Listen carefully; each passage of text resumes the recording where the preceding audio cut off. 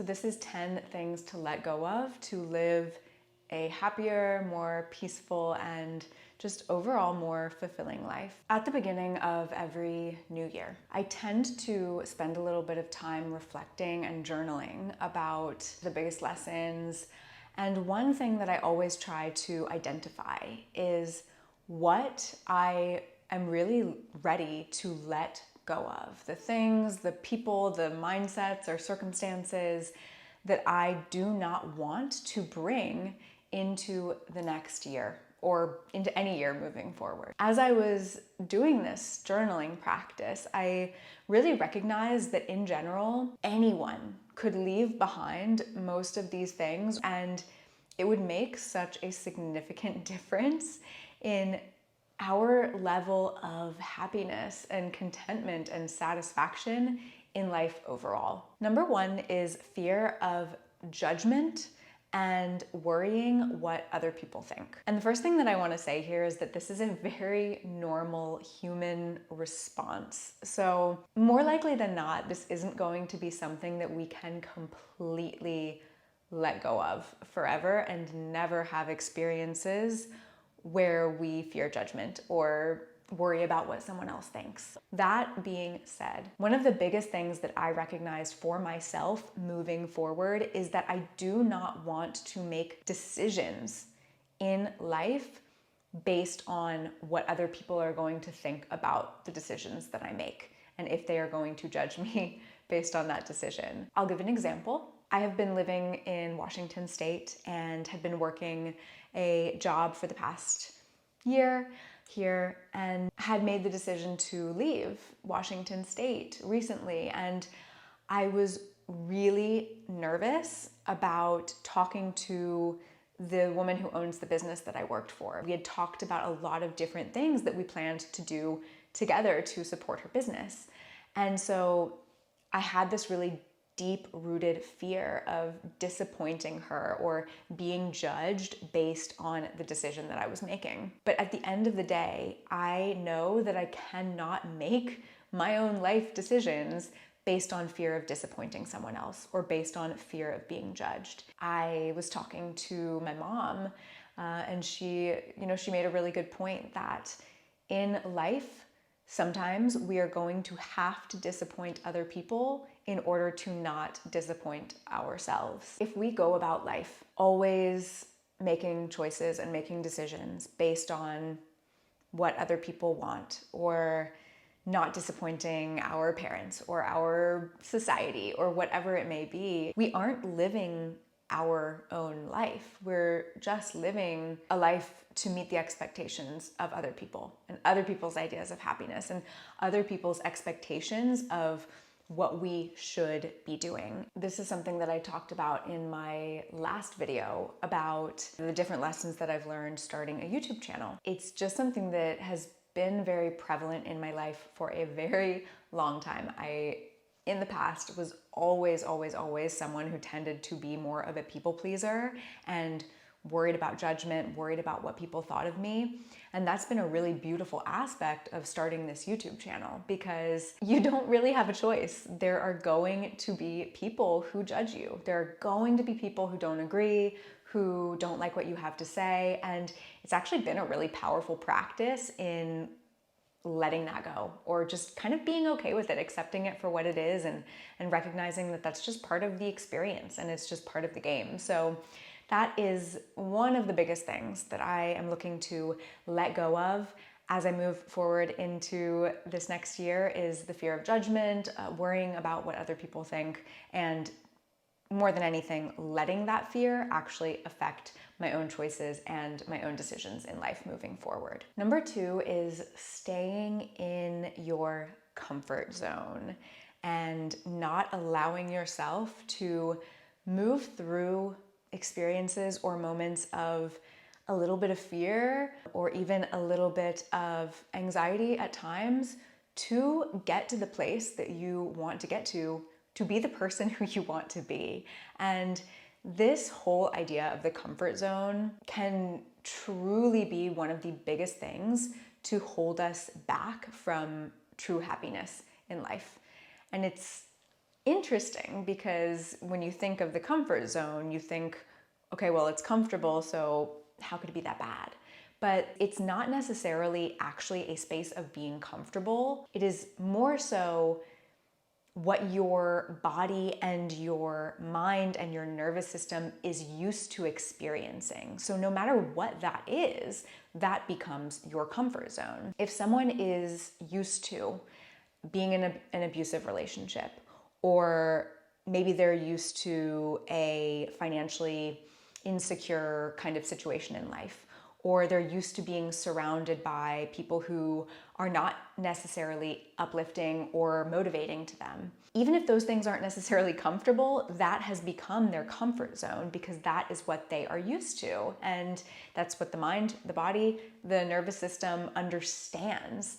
And so by shifting away from those experiences into something different, it triggers the mind and the body's response to really fight back, because any kind of change seems scary no matter what direction it might be if it's not what we're used to. This is one of the biggest things that I am looking to work through myself in the next year and in the coming years, is to allow myself to step through the fear, to step through the anxiety that comes up, knowing that it's just part of the process. When it comes to thinking about our comfort zone, a really helpful thing to do is to really sit down and maybe journal and just reflect on what is our kind of consistent experience. Like maybe for the past couple years, what have we been experiencing quite often? And even if that is something that for someone else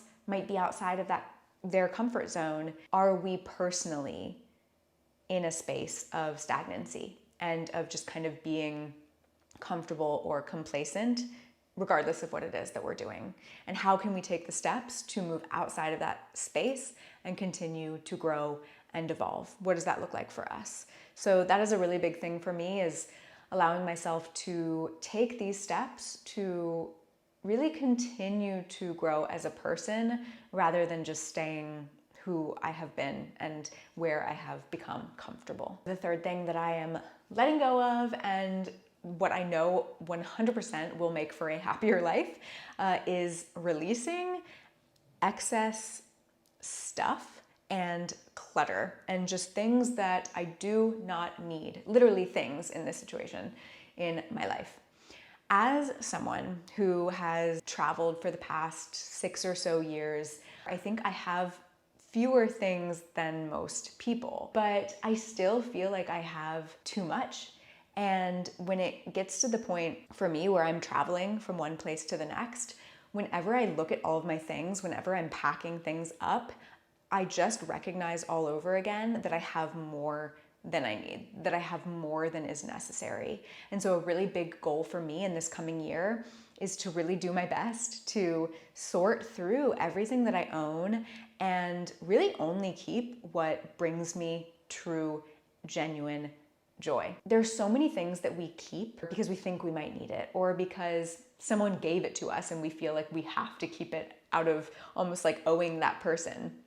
And so I think it's just so important for us to allow ourselves to be honest about what it is that brings us joy and brings us good energy, and to let go of any of the things that do not bring us that kind of feel-good energy. So I invite you, I'm gonna do this too, I invite you to spend some time in the next couple days or the next couple weeks to just sort through your stuff and really start to honestly let go of what does not light you up, what you no longer need. You can donate it, you can sell it if you want, or you can give it away to friends.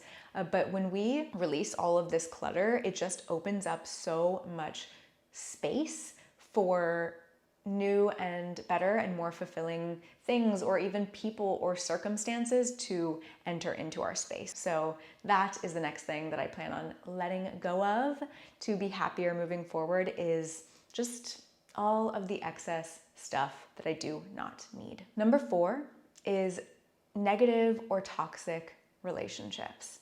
And I'm actually very, very lucky in this in this example that I actually feel that the majority of the people in my life are people who are not toxic or negative. I am surrounded by really amazing, uplifting people who support me, and it is that kind of mutual relationship where we support each other and uplift each other. That being said, it has not always been that way. I have definitely had people and relationships, both romantic and platonic, in the past that were toxic or unhealthy or not necessarily very uplifting or supportive relationships. And I did let go of those people, and it can be really, really challenging to do that, especially when they're family members or close friends that we've maybe had for a really long time, or, you know, even a romantic relationship. Even when it is a toxic relationship, it can be really, really hard to let go of, sometimes even more so,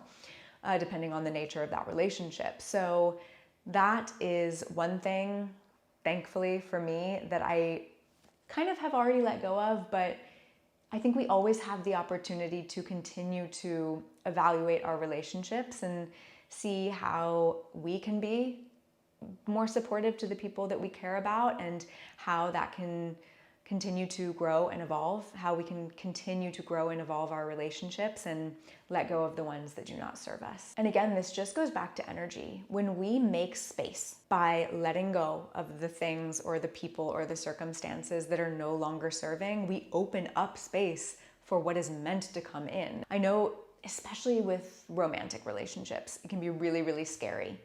And for many people, there's a lot of fear around maybe breaking up or releasing someone that you're in that kind of relationship with.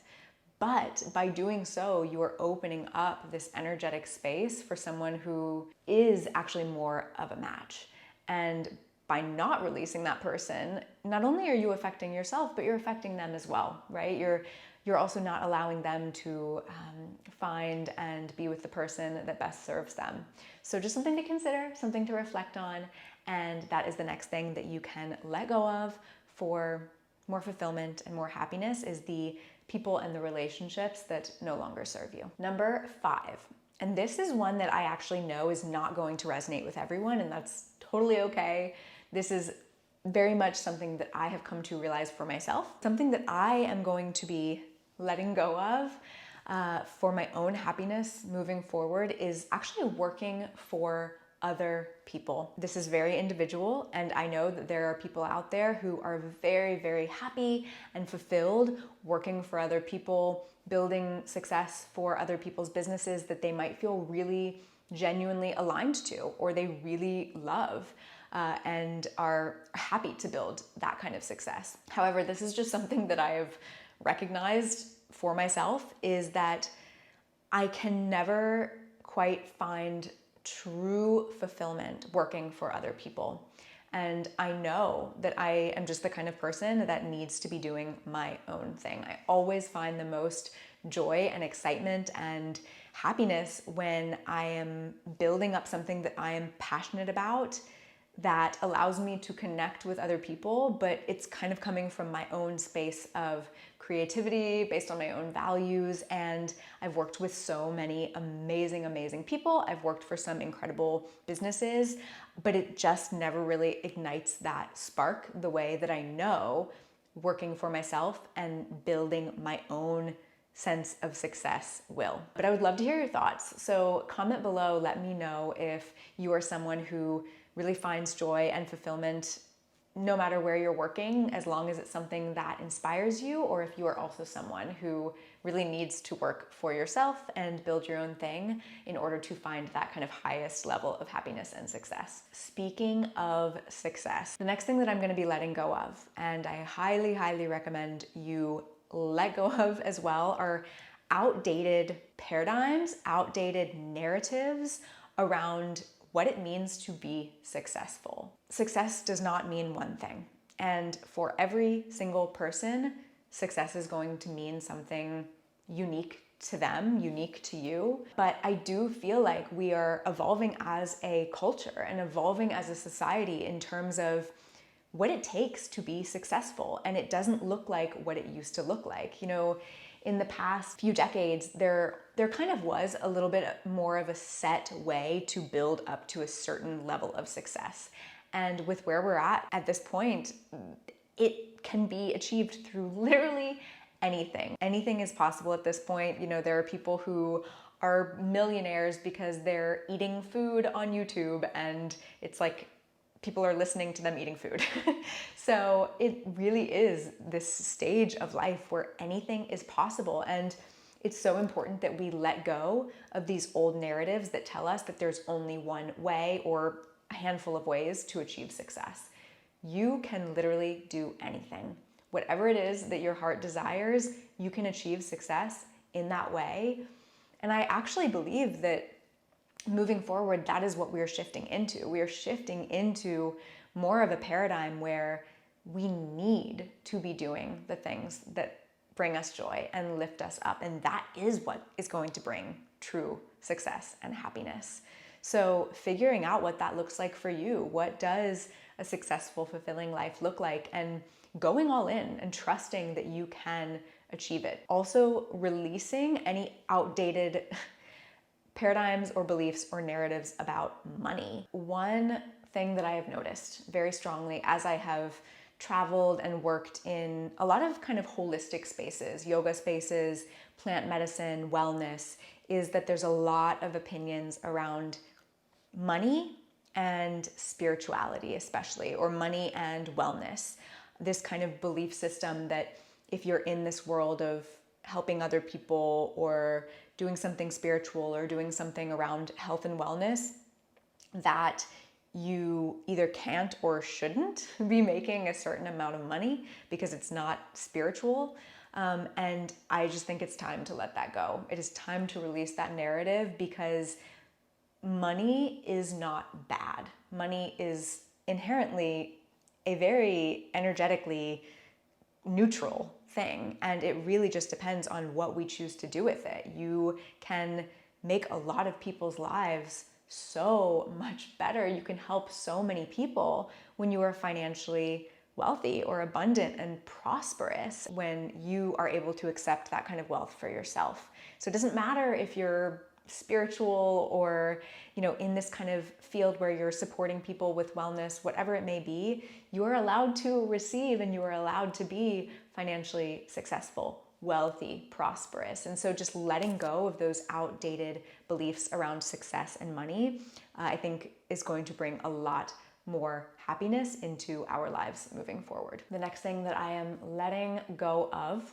as best as I can moving into this next year for my greatest well-being and happiness is getting stuck in the mind or getting caught up in these mental spirals. And this is something that I have talked about before with my plant medicine experiences and ayahuasca experiences, is that it really taught me this ability to be the witness, to not get caught up in the stories, to not get caught up in the narratives, and letting myself spiral into this kind of snowball effect of what it is that I'm thinking about, and to just allow the thoughts to come up and then allow them to pass.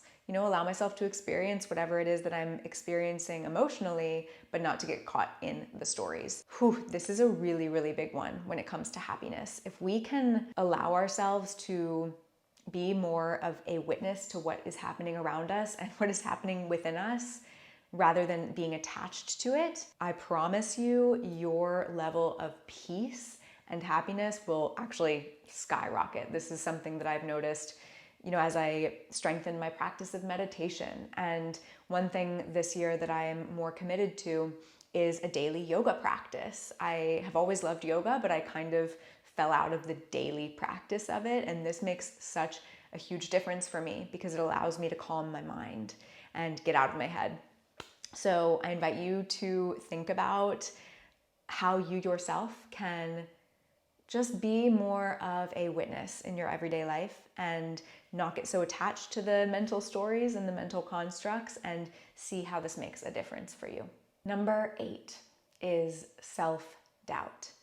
And this is something that's been coming up a lot recently, not only for myself, but also something that I've noticed in conversation with friends and people that I care about. I feel like a really, really big part of this has to do with this idea that we need to be in a certain place at a certain time. Like we're supposed to have checked these boxes or achieved some level of success by a certain age or whatever it may be. I was talking to a friend recently and she was expressing that she's maybe in her early 30s and she feels like she has like missed the mark and it's too late for her to achieve what she wants to achieve because she hasn't done it by 32 years old. And it's not possible at this point. And it just kind of blew my mind that that's, I'm 32 and I really believe without a doubt that no matter what I've lived up to this point, that anything is possible moving forward. We have a fresh start in every single moment. There are people who restart their lives in their 40s and 50s and even 60s. I saw people who came through the ayahuasca retreat that I worked at who were in their 50s or 60s and they were starting over from scratch. And so it's never too late. So I think just releasing this self-doubt around what we're capable of, around what is possible for us, and just stepping into the knowledge and the trust and the belief that anything is possible. And by just having that belief in ourselves, everything becomes so much easier and we actually attract to us what we want to achieve. This is another one where we're never going to be 100% perfect. I think it's kind of impossible to completely release and let go of all self-doubt. But if in the moments when it comes up, we can kind of replace that self-doubt with self-compassion and understanding for the feelings that we're having and the experience that we're having, and just kind of reaffirm what you're capable of. You're capable of anything, and replace the doubt with the self-trust, the self-compassion will make such a difference for you moving forward. Number 9 is negative talk.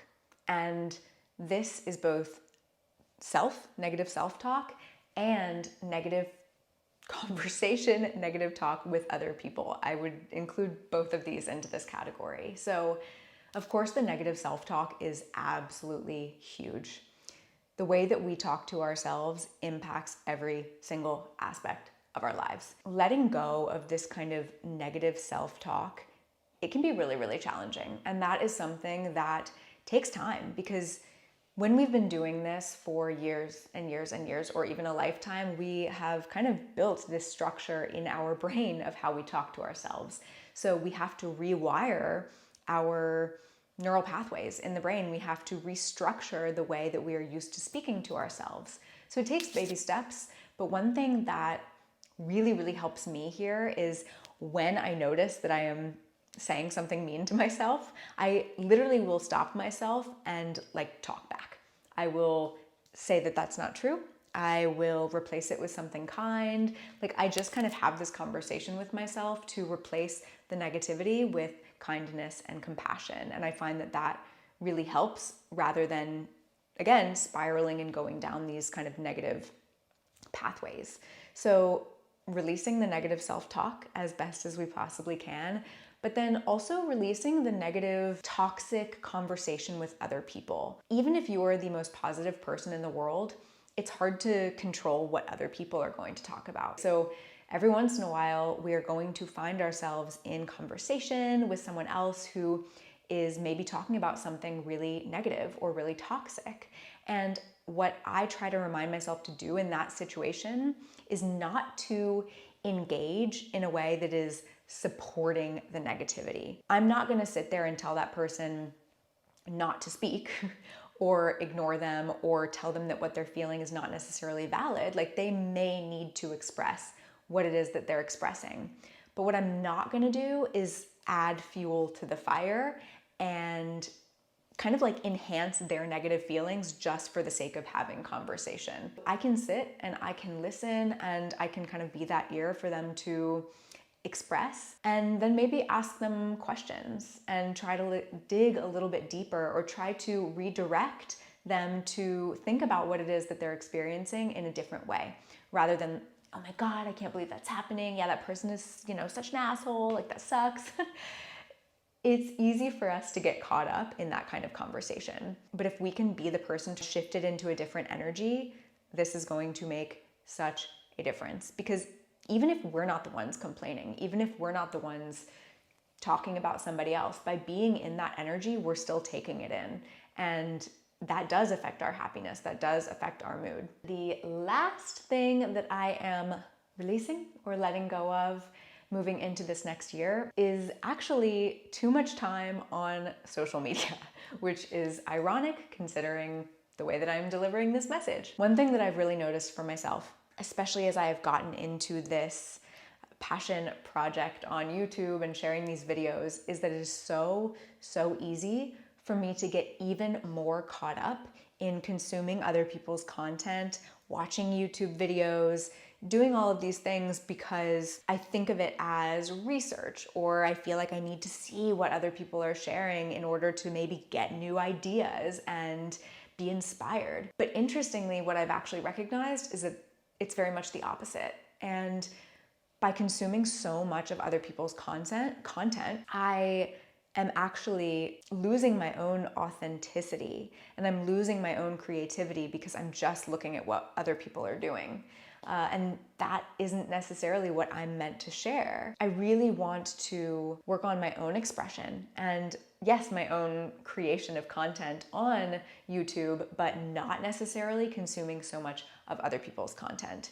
And along with that, just not spending so much time on social media. I deleted YouTube off of my phone. I deleted Instagram off of my phone.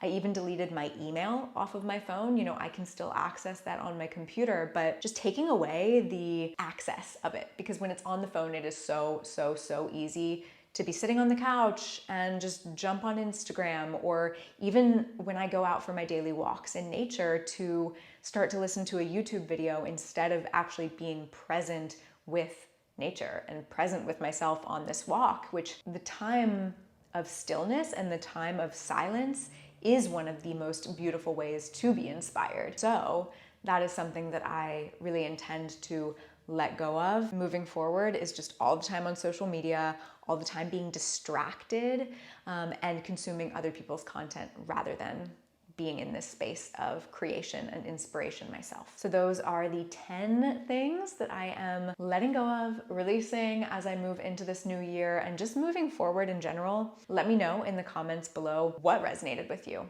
And if I didn't mention it here, what do you plan on releasing yourself? What do you plan on letting go of moving forward that will bring more joy and happiness and fulfillment into your life? As always, thank you so much for being here, and I will see you in the next video.